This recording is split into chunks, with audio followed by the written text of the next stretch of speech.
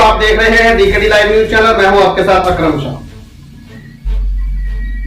कृषि बिल के विरोध में किसान लामबंद हो गए हैं। इसी को लेकर 2 अक्टूबर गांधी जयंती के ऊपर आज किसान मजदूर संगठन के पदाधिकारियों ने कमिश्नरी चौराहे पर पहुंचकर कृषि बिल पर विरोध जताया और प्रधानमंत्री और राष्ट्रपति से लेकर मुख्यमंत्री तक एक ज्ञापन डीएम के नाम सौंपा। इसी में बात करते हैं किसान मजदूर संगठन के कार्यकर्ताओं से, पदाधिकारियों से, जो बता रहे हैं क्या पूरा मामला है, किस तरह आज ये सत्याग्रह किया जा रहा है। आपका? मेरा नाम राहुल चौधरी, मैं जिला अध्यक्ष राष्ट्रीय किसान मजदूर संगठन।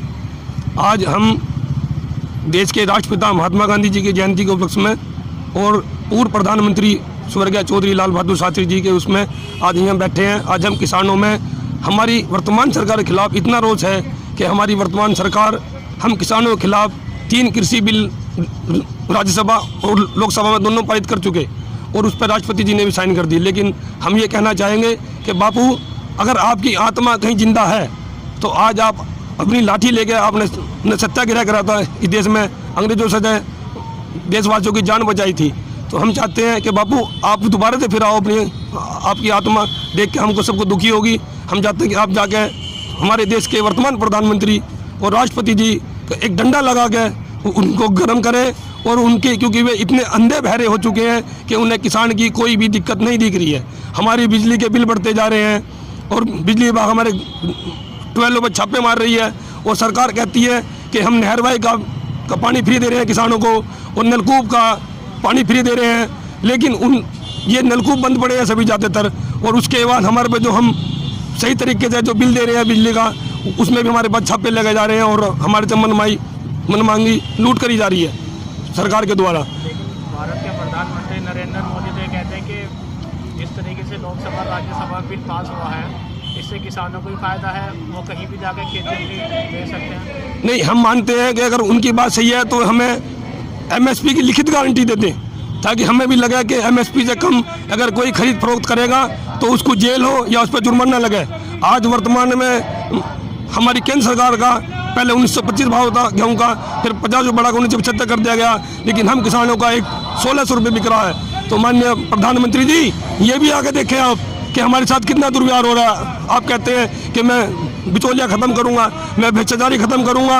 आप जब से आप आए हैं, आपके राज्य में हमारी जो लड़कियों पे जो इतने भी ये सारे क्राइम हो रहे हैं, जब उस टाइम लगभग 2.5 करोड़ को 2.5 लाख के करीब संख्या थी देश में, जो हमारी औरतों के साथ दिक्कत हो रही है, हमारे लड़कों के साथ दिक्कत हो रही है। लेकिन आज वर्तमान में 4 लाख से ऊपर ये केस पहुंच चुके हैं। तो आपने कहाँ हमें रामराज का वो दिया है? आप कहते हो रामराज लावेंगे, रामराज में रामचंद्र जी दुखी थे और आज हम सब किसान, आज जितनी जनता है सब दुखी है। तो हम आपसे रामराज की उम्मीद नहीं कर पा रहे। माननीय प्रधानमंत्री मोदी जी, अपनी आंखें खोल लें और हम बनी ये जनता, ये किसान, इनके बारे में सोचने की कृपा करें और हमारा जो हक है, जो सुप्रीम कोर्ट ने हमें दिया है, जो हाई कोर्ट ने हमें दिया है कि गन्ने का ब्याज सहित भुगतान होना चाहिए, हम गन्ना किसानों को गन्ने का ब्याज सहित भुगतान करके दिलाओ, ताकि हमें लगे कि हमने जो अपनी वोट दी थी, हमने वो देश के निकम्मे, जुमलेबाज, झूठखोर जो भी कहते हैं, कहे जाए इससे ज़्यादा शब्द नहीं है हम लोगों के पास। लेकिन हम अपनी वोट दे के भी दुखी हैं। देश में प्रधानमंत्री और बहुत आए हैं, सरकारें बहुत आई हैं, लेकिन जितना किसान इस सरकार में त्रस्त है, जितना मजदूर इस किसान में त्रस्त है, इतना इससे पहले शायद हमने तो कभी देखा नहीं, क्योंकि हमारी उम्र तो इतनी नहीं है। लेकिन सभी लोग बताते हैं कि इससे पहले इतना कभी कोई दुखी नहीं था।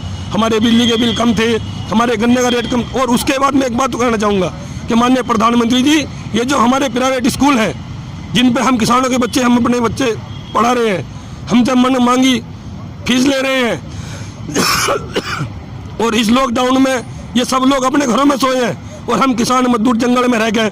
हमने दिन रात मेहनत करी है और देश का भंडार भरा है। उसके बाद हम पे अपने बच्चों की फीस तक नहीं दी जा रही। कम से कम इस फीस को भी माफ़ कराने की कृपा करें और हमारे बिजली के बिल पे भी सोचें। और हमें कहीं ना कहीं, अगर आप सही रूप में एक अच्छे प्रधानमंत्री हैं, तो इस देश की जनता को उसका अवसर प्रदान करें, ताकि हम लोग बड़े खुश हों और हम भी कह सकें कि भाई मोदी जी है तो मुमकिन है। लेकिन अब हमें लगता है कि मोदी जी हैं तो मुमकिन नहीं है। मोदी जी को सिर्फ 9 कारपोरेट घराने इस देश के अंदर दिख रहे हैं। बाकी जितनी 130 करोड़ देश की जनसंख्या, वो मोदी जी को नहीं दिख रही, सिर्फ कॉरपोरेट घराने दिख रहे हैं। हमारे ऊपर एमएसपी के अधिकार छीनने जा रहे हैं, मंडी समिति हमारी बंद हो रही हैं, किसान का मंडी समिति का आड़ती एक तरीके का एटीएम होता था, जिसको भाजपा सरकार के मंत्रियों ने भी कहा है। सुषमा स्वराज जी ने बोला था कि किसान का एटीएम आड़ती है, तो फिर इन आड़तियों को भी क्यों दबाव बनाया जा रहा है? तो ये कहते हैं कि आड़ती को खत्म नहीं करा जाएगा, मंडी खत्म नहीं करी जाएगी। तो फिर ये जब हमने मान ली ये बात सही है, लेकिन इन्होंने कहा कि पैन कार्ड धारक, कोई भी पैन कार्ड धारक मंडी के बाहर रह के फसल खरीद फरोख्त कर सकता है, तो फिर हम लोग मंडी तक क्यों जाएंगे? हमारे पास इतना खाद्यान्न नहीं है कि हमारे पास 50 कुंटल फालतू, हमारे पास 20 कुंटल। हम छोटे किसान हैं, हमारा ना तो गेहूँ इतना फालतू होता, ना हमारा जो भी हम अनाज दलहन तिलहन तीनों करते हैं थोड़े रूप में पैदा होता है, 10-5 कुंटल रूप में हम उसे ले गए, दिल्ली भी नहीं बेच पाते हैं। हम तो चाहते हैं कि हमारा ही मेट के अंदर बिक जाए और MSP के अंदर ही बिके, और मोदी जी की MSP की लिखित में गारंटी दे, जब हम मानेंगे।